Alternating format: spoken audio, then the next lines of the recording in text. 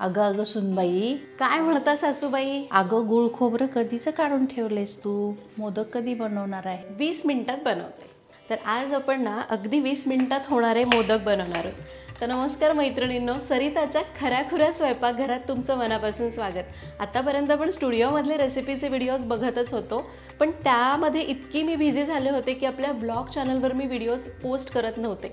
पण आता मात्र तुम्हाला आठवड्यातनं 2 किंवा 3दा या माझ्या घरातले सुद्धा ब्लॉग्स बघायला मिळणार आहेत. मग त्यामध्ये कधी रेसिपी करेन, कधी काही स्पेशल जेव्हा करणार असेल ना तेव्हा मी नक्कीच तुमच्यासोबत शेअर करेन. पण त्याच्यासोबतच तुम्हाला माझ्या घरातले मेंबर्ससुद्धा बघायला मिळतील, आमच्या घरातलं रुटीनसुद्धा बघायला मिळेल. तर आज आम्ही ना गुळ खोबऱ्याचे मोदक करणार आहोत. आता आपण शक्यतो उकडीचे मोदक करतो, मग ती उकड आपण म्हणजे पहिल्यांदा आपण तांदळाची उकड काढतो, कुणी गव्हाच्या पिठाची उकडीचे मोदक करतात, पण त्याच्यामधलं सारण ओल्या नारळाचं असतं. पण आमच्याकडे ना खूप एक जुनी रेसिपी आहे जी अगदी म्हणायला गेलं ना पटकन होते. 10 मिनिटात हे मोदक तयार होतात. सुक्या खोबऱ्याचे, गुळ आणि खोबऱ्याचे हे मोदक आहेत.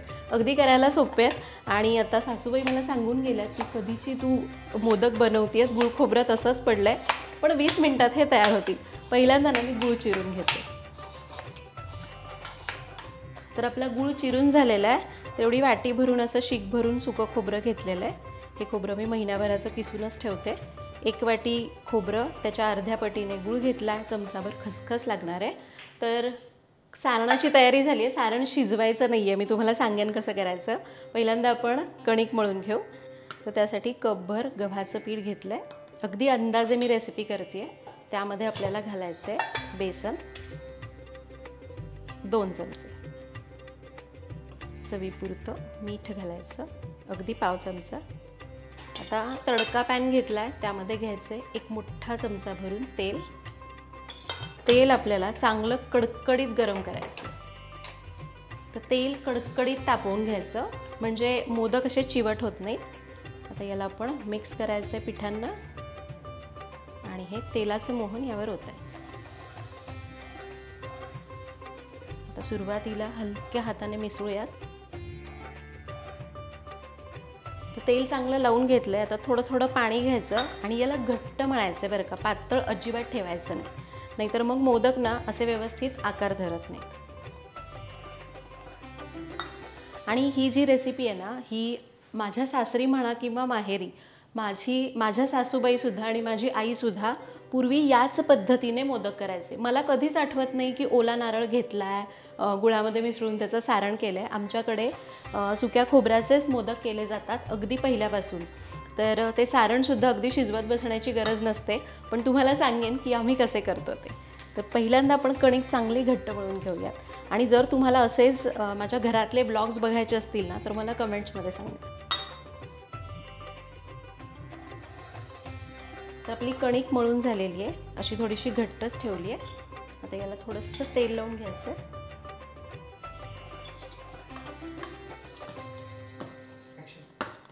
तर कणकेला तेल लावून घेतलेलं आहे. आता हिला आपण थोड्या वेळासाठी झाकून ठेवू आणि आपलं सारण करू. तर सारणासाठी गॅस वगैरे चालू करायचं नाही आहे. तर एका भांड्यात घेऊयात सुकं खोबरं. साधारण असं 1 मोठं शीक भरून खोबरं घेतलं आहे. त्यामध्ये घालायचं आहे गूळ. गुळाचं प्रमाण अर्ध्यात घ्यायचं किंवा वाढवलं तरी पण चालेल. यामध्ये घालायची आहे भाजलेली खसखस. मी खसखस जाळी लागते ना म्हणून भाजून ठेवते. आणि थोडीशी वेलची पावडर.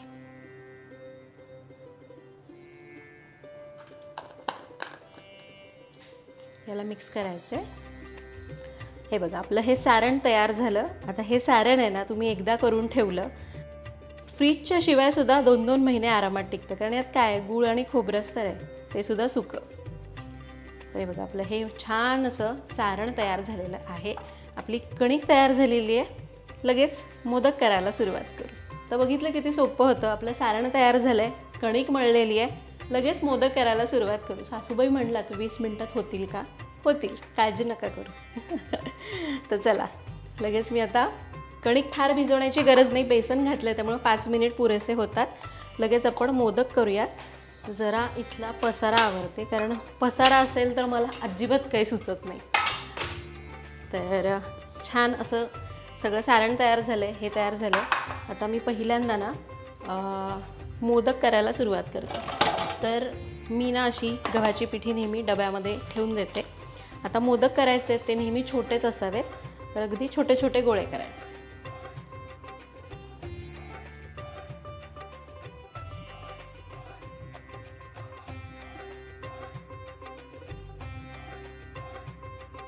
तर इथं मी आज 11च मोदक करणार आहेत, गोळे करून घेतलेले आहेत. आता आपण लगेच मोदक लाटायला सुरुवात करूया. तर याला काही पीठ वगैरे लावलं तरी चालतं.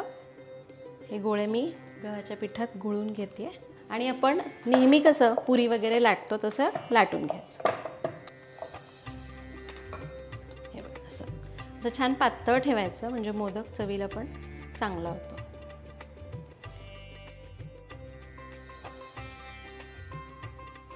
तर बघा अशा पाकळ्या करून घेतलेल्या आहेत. आता यामध्ये भरपूर सारण भरायचं.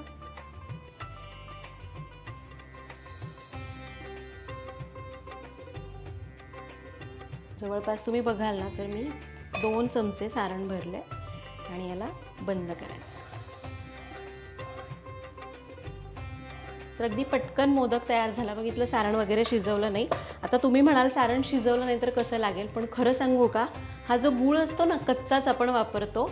ज्यावेळी आपण त्याला स्टीम करतो ना त्याचा रस त्या मोदकामध्ये सुटतो आणि जेव्हा आपण तो मोदक असा फोडतो ना तो गुळाचा रस असा बाहेर येतो. इतका भारी लागतो तुम्हाला सांगते. आणि आपण कसं चौको लावा केक खातो त्यातनं ते असं चॉकलेट बाहेर येतं, अगदी तसंच हा गूळ त्याच्यातनं बाहेर येतो. आपण याला गूळ लावा केक म्हटलं, मोदक म्हटलं तरी पण चालेल. तर आता मी उरलेले सगळे मोदक असेच करून घेते, नाहीतर मग 20 मिनिटांपेक्षा जास्त वेळ लागेल आपल्याला.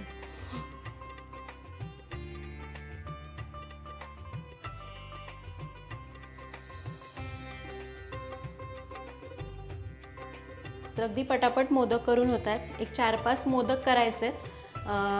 त्याच्या आधी आपण पाणी वाफवायला ठेवूयात. म्हणजे कसं कुठलाही पदार्थ जेव्हा आपण स्टीम करतो, जर आधीच पाणी गरम असेल ना तर पदार्थ चांगला स्टीम होतो.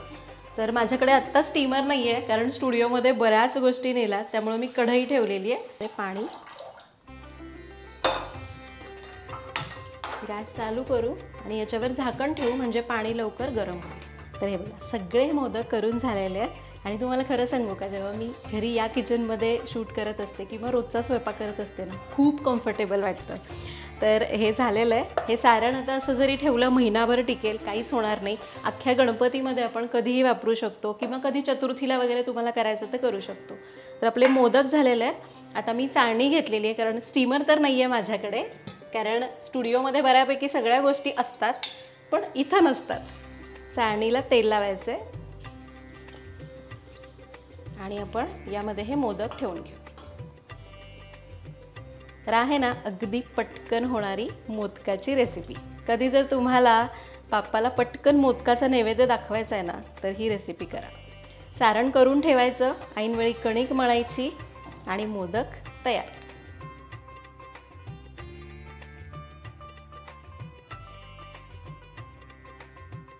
तर सगळे मोदक झालेले आहेत. इकडे आपलं पाणीसुद्धा गरम झालेलं आहे. आता याच्यावर ठेवायची ही चाळणी, झाकण लावायचं आणि याला साधारण 20 मिनिटं वाफवून घ्यायचं. गॅस मध्यम करायचा आणि याला 20 मिनिटाची वाफ काढायची. मोदक होतात तोवर आपला पसारा आवरून घेऊया. तर साधारण 20 मिनिट झालेली आहेत. मोदक होत होते तोपर्यंत मी जेवण वगैरे गरम करून घेतलं, कारण आता आम्हाला जेवण करायचं आहे. तर 20 मिनिटं झालेली आहेत. आपण याला उघडून बघूयात. आणि मोदक झालेत हे ओळखायचं कसं, तर हे बघा असं याला आपण टच केलं की ते हाताला चिकटत नाही, याचा अर्थ ते व्यवस्थित स्टीम झालेलं आहे. आता आपण याला बाहेर काढून घेऊ. येस.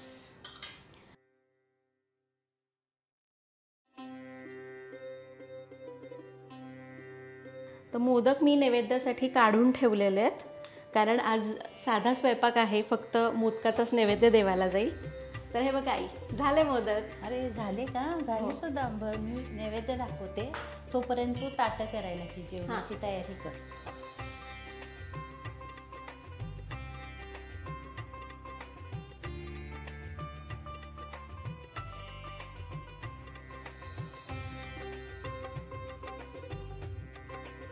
तर आमचे मोदक तयार झालेत, नैवेद्य दाखवून झालेला आहे. आता हे काही जास्तीचे केलेले आहेत, तर एक मोदक तुम्हाला तोडून दाखवते. बघा सुक्या खोबऱ्याचे मोदक काय भारी होतात. हा जो रस असतो ना इतका मस्त लागतो, विचारू नका. एकदम असे रसरशीत मोदक तयार होतात.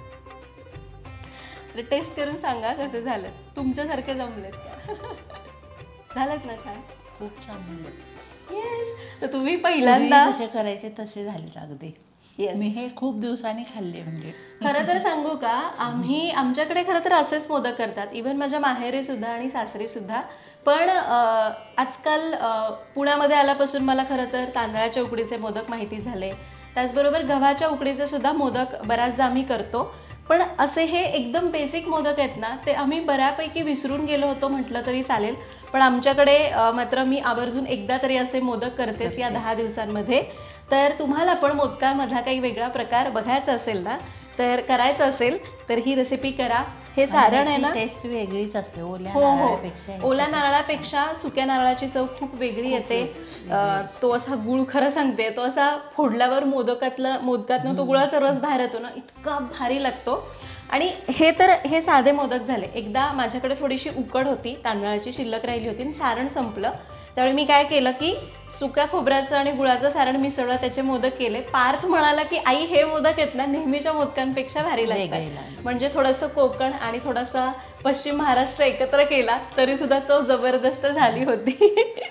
तर अशा प्रकारे आज हा एक छोटासा ब्लॉग मी तुमच्यासोबत. शिजवायची गरज नाही, गुळ खोबरं शिजवायची गरज नाही. उकडलं की ते आपोआप त्याचा रस तयार होतो गुळाचा खोबऱ्यामध्ये. अशा प्रकारे एक छोटासा ब्लॉग तुमच्यासोबत शेअर केला. असंच काही वेगवेगळ्या रेसिपीज केला तर मी असे ब्लॉग्स बनवत जाईल. आवडला असेल तर व्हिडिओला लाईक नक्की करा आणि हे मोदक जरूर करून बघा. पुन्हा भेटूयात अशाच एका नवीन व्हिडिओमध्ये. तोपर्यंत धन्यवाद. लाईक करा, शेअर करा. येस. मनस्वी सारखं बोलते आज मी.